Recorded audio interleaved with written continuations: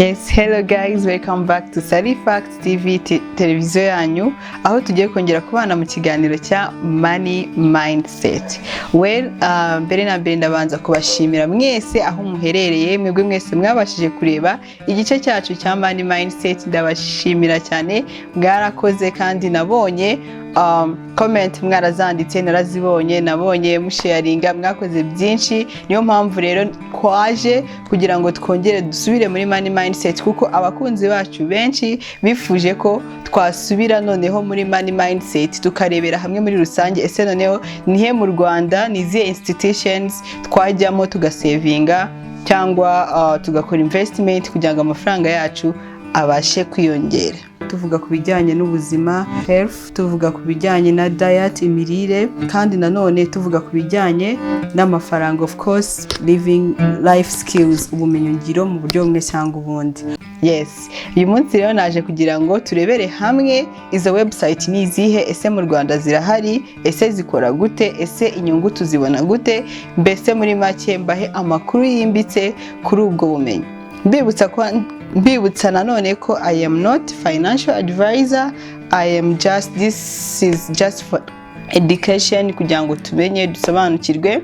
When you want many more information regarding investment and all of those things, hari website, n'ubundi kuri website zabo birahari. Mu gihe ukeneye noneho inama ukeneye nyine kugira ngo ubashe gukora investment mu bundi buryo bugiye butandukanye, kugira ngo nyine baguhe guidance, niba ariko nabyita, kugira ngo ubashe kumenya amakuru yagutse nyine uhawe none n'aba financial expert. Twebwe hano it's for education, kugira ngo tumenye, dusobanukirwe, tumenye ko n'ibyo bintu bihari. Yes, let's get started. Ngiye gutangirana n'ikigo hano mu Rwanda cyitwa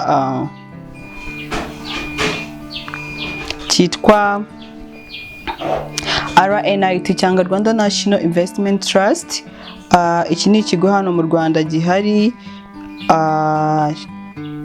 RNIT Iterambere Fund, aho ushobora kugenda ugasevingaho amafaranga yawe na nyuma noneho bakakungukira. Ni kimwe mu bigo hano mu Rwanda dufite bitanga interest iri hejuru cyane, over or above 11% of interest. So ayo ni amafaranga menshi. Hanyuma noneho umwitozo tugiye gukora, ariko mbere yuko dutangira umwitozo reka mbanze mbabwire byinshi kuri RNIT. Kuba batayizi, ni ikigo umuntu wese yemerewe kujyaho, umuntu wese yemerewe gusevinga amafaranga guhera ku 2,000 wemerewe kuba umunyamuryango wa RNIT Iterambere Fund. So murumva rero ko ari ibintu byiza umuntu wese yakabaye akora cyangwa yitabira muri iki gihe.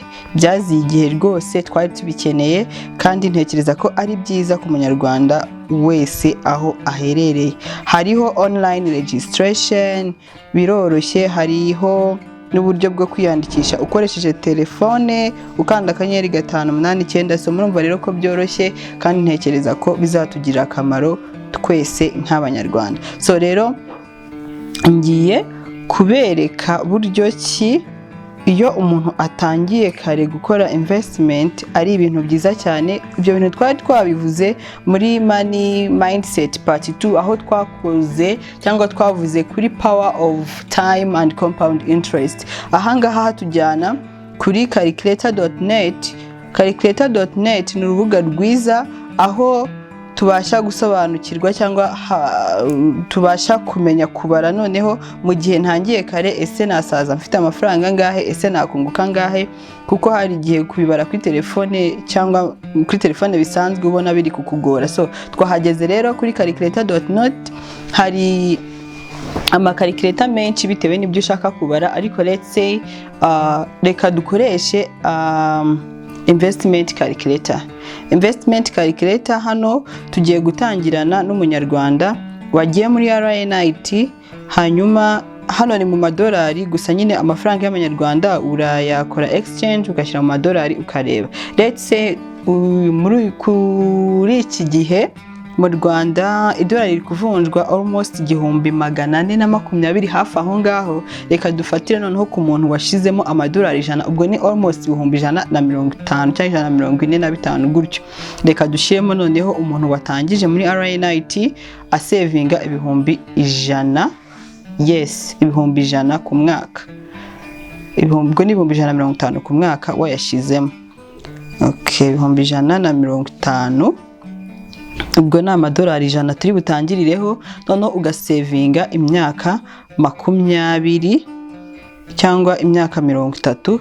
Let's say twamaze kubona ko kuri RNIT bunguka, kuri website twabonye ko hariho 11.55 ariyo return rate cyangwa ariyo interest rate ku mwaka.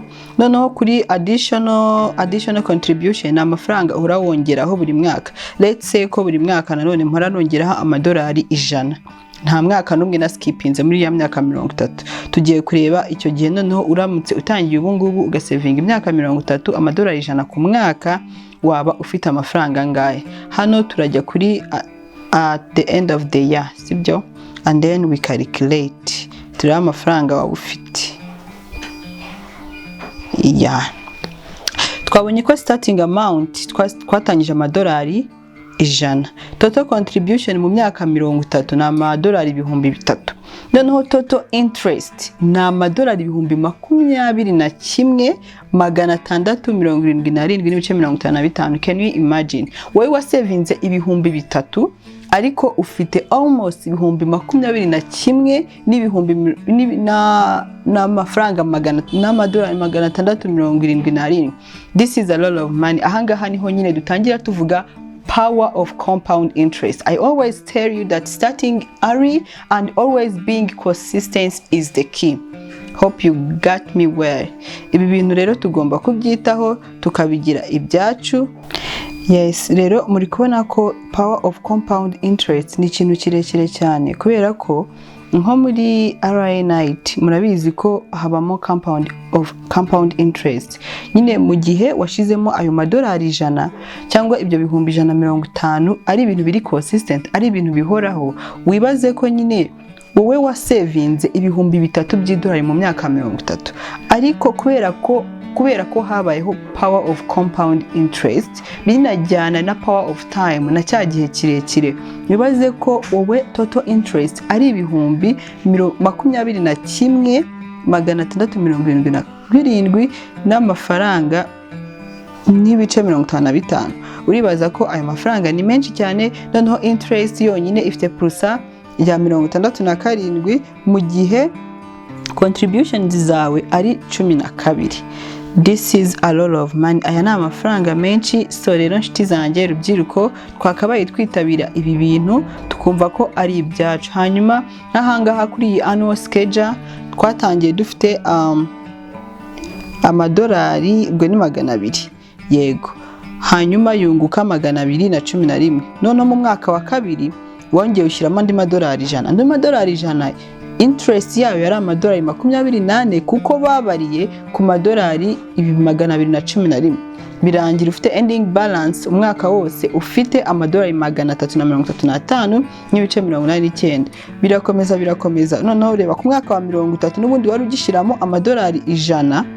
N'ubundi niyo wari ugishiramo washyiragamo buri mwaka yari afite interest y'ibihumbi 2 n'amadolari 555 n'ibice 14, kubera nyine ya power of compound interest bayicalculatingiye kuri 22 n'ijana n'ibice 41, bikarangira none ufite ibihumbi 24 by'idolari n'amadolari 777 n'ibice 55. So murumva rero ko gutangira kare ni rwo rufunguzo. Ubundi gutangira kare, starting early, gutangira kare.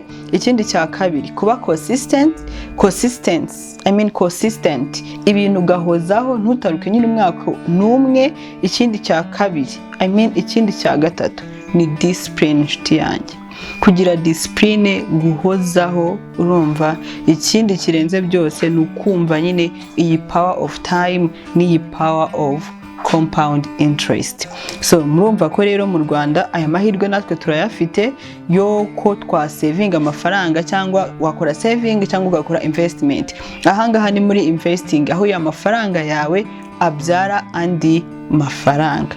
Wowe icyo ukora no kugenda wadingaho. Ntekereza ko kugira ngo ibi bintu tubashe kubigeraho, tugaruka kuri hahandi twari twavuze ko ugomba kubanza nyine gukora saving, amafaranga ukagenda uyabika gake gake. Let's say nk'ubu ngubu turi mu kwa mbere kurangiye, twinjiye mu kwa kabiri, ugasavinga gake gake per month kuri ya mafaranga make uhembwa, hanyuma umwaka ukazashira ufite, ukavuga ati wenda iyi nyine ni intego yanjye. Ubundi investing cyangwa saving, we invest dufite purpose, we save for purpose, maybe for the future, for retirement, cyangwa ku zindi project ushaka. Hanyuma none ukavuga ati ngewe mfite imyaka 20 uyu munsi wa none, ariko ejo nzaba mfite imyaka 50. Ese 50 nzajya muri retirement mfite iki? Ariko mu by'ukuri utangiye kwigomwa ibyo bihumbi bingahe buri kwezi, cyangwa ibyo bihumbi 150 buri mwaka, ukagira kugenda uyasavinga gake gake, muri kubona ko hari impinduka, cyangwa